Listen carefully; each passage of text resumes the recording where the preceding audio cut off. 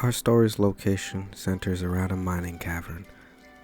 Located near a growing village out west, miners are working hard and long hours daily to help build and set up their new village.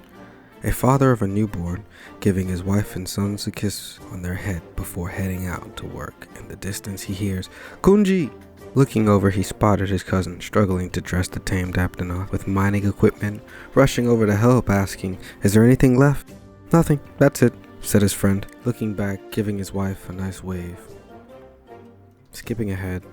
"An exciting day ahead," the head miner said. "Today we dig to the deepest part of the cave," all the men cheered. Hours in, collectively 5 meters deeper before tragedy struck. Ground cracks up to the mining shaft with what felt like the ground started to breathe. Everyone goes quiet for a few seconds, and suddenly someone screams, "Get out!" all rushing up and out of the cave as the wall took a deep breath. Down the shaft, a huge rumble that could only be explained as an earthquake. Miners struggle to get down the shaft, and the canals become tighter. Noticing the cave collapsing, Kunji hears his cousin scream. Knowing he was further ahead, he rushes forward to find his leg pinned beneath a mining shaft beam. Kunji and others tried to use shovels and pickaxe to try and pry the beam. Hands sweaty, panic ensues, but eventually Alu Ani was dragged out of the beam. But then, the cave collapsed. Screams went from many to few. Alu Ani screams, "Kunji!" begging, pleading, but no return. As he was dragged out, his screams went from sorrows to a breathtaking horror. A monster so grand as if it was piercing the sky unleashes a rumble from its jaws, looking down on the survivors. The great beast turned towards the east, smashing the rest of the cave. With one step, it begins to march. "What is that?" someone cried. "It's headed towards the village." Alu Ani was quickly placed upon a wagon, and all did their best to make it back to the village and warn their families. In the East Village farm sat a mother, feeding chickens and mosswines. "Grandma!" called the young mother. "Yes, dear." "Take him inside, please. Mom needs my help, and Hayoto needs to come in for a nap as well." Chuma calls out to her oldest, "Hayoto! It's time for a nap!" He giggles uncontrollably under a box. She looks for him, out and wide, but she doesn't see him. She sets the basket in front of the box, blocking his view. He goes quiet, growing and anxious.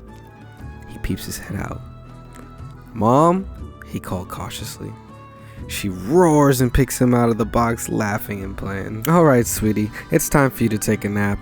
He interrupts. "Mom!" "Oh no, sweetie, you're not talking your way out of this." "Mom!" he cries. "What's the matter?" As she becomes aware of what he is pointing at, the ground with a slow and faint shake. Villagers gather in the center to witness the roaming death, Lao Shalong.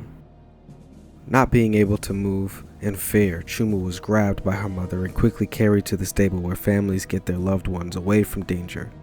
As they all got out of the path, they watched as half of their town became rubble as Lao casually crawls by. Families regroup with the men who made it back from the mines. Where the danger was gone, the horror has yet to fully set in. Chuma panics, noticing that her husband isn't in a small group of coal-covered men. And witnessing a man crying, being tended to, she pushes her way to him. "Ani!" she cries. He responds, "I'm so sorry." Choked, lost of words, her fear become reality. Her husband is gone, widow of 2, tender to his grandmother. Good news travels slow, but bad news spreads like wildfire. News of Lao traveled, and one brave Wyverian hunter from the father village, Kokoto, was sent out to face the beast. All by himself, this young man stood against the dragon and won. The young man plunged his sword deep into the weakest point of the dragon's head, penetrating the skull, vanquishing the creature, the sword still stuck in its head, as it plummeted into a massive cavern, carving its tomb. Good news travels slow, unless you witnessed it, and these villagers witnessed the slaying of the same monster that traveled through their town collapses, miles away, still in sight. The village was rebuilt, and the faith, not as fast, but it was rebuilt as well. 10 years have passed, and for some, it was just a legend of the wandering dragon. But for young Hayato, it was the dragon's fall, or at least his version of it.